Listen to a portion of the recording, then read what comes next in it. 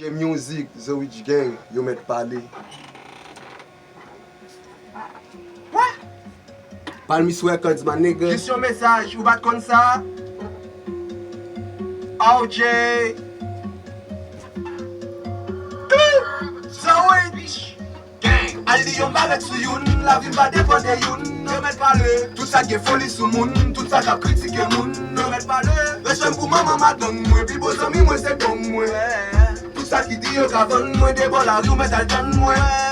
Al di yon baret sou yon, la vi mba depande yon. Yo met pale. Tout sa ge foli sou moun, tout sa ka kritike moun. Amdou yo met pale. Resem pou maman madon mwen, pi bo zami mwen se don mwen. Tout sa ki di yo kavon mwen, de bol a rou met al jan mwen.